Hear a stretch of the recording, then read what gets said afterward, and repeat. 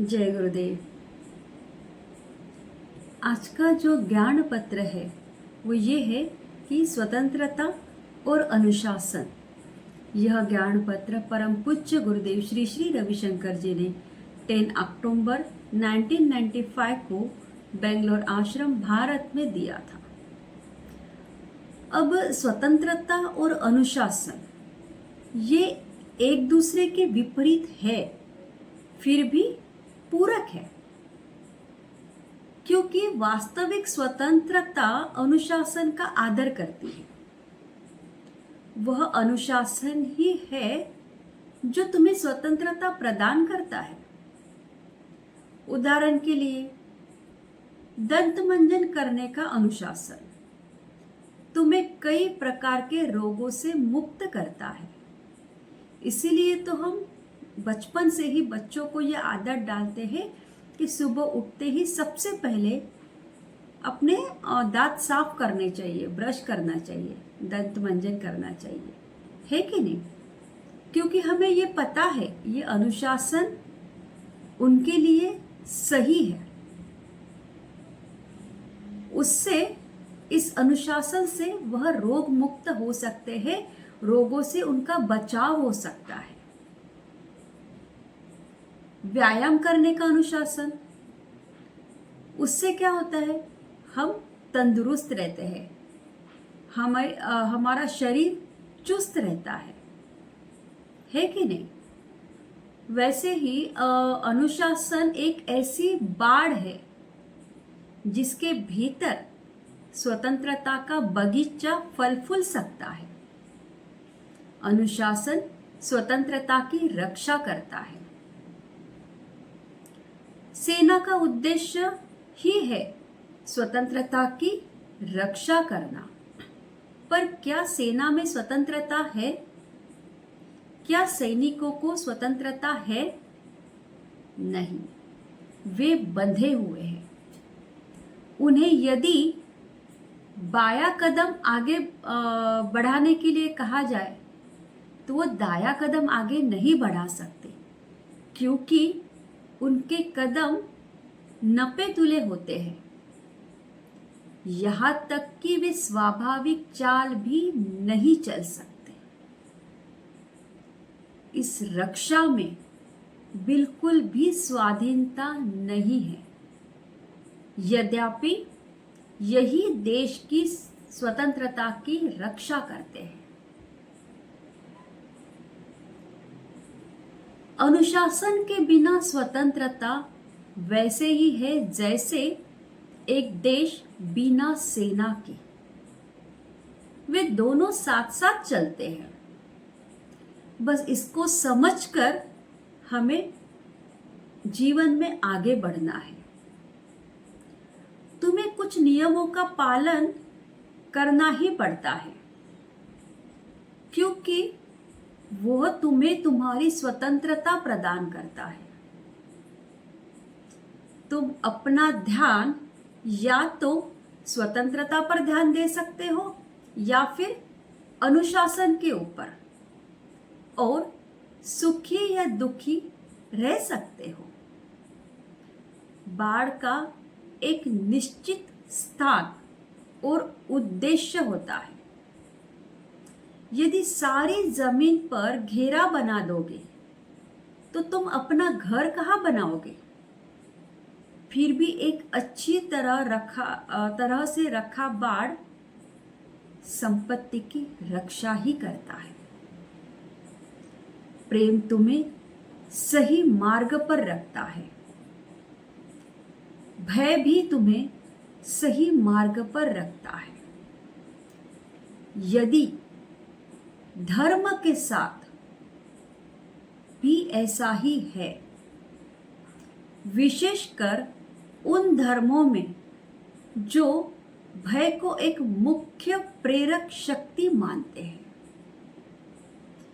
शिशु के जीवन में जब एक बच्चा छोटा होता है ना, उस बच्चे के जीवन में एक विशेष समय पर प्रकृति भय को जागृत करती है।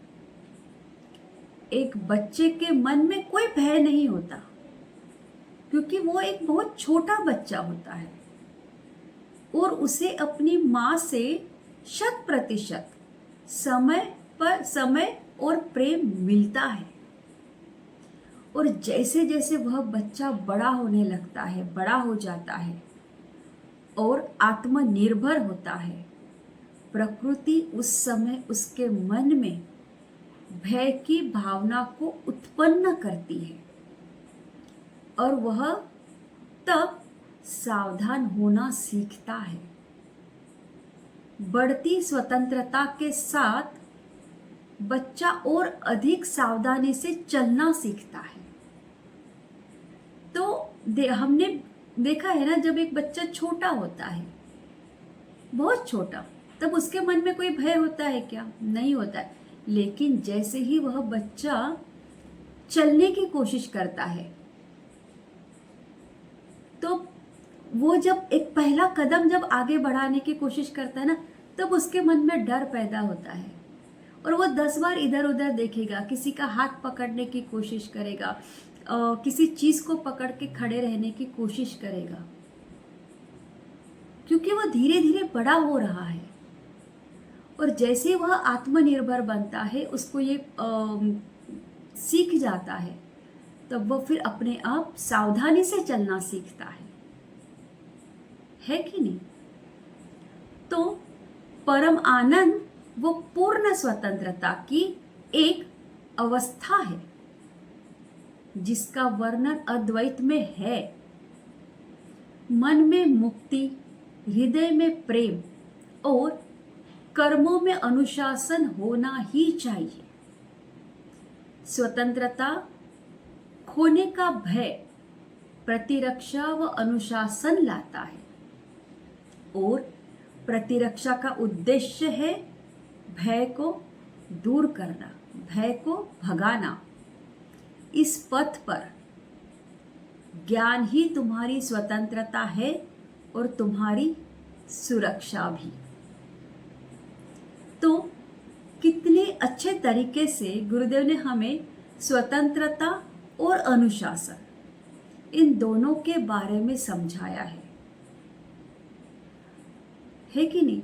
हमारा एक नॉलेज पॉइंट आता है ना, opposite values are complementary to each other.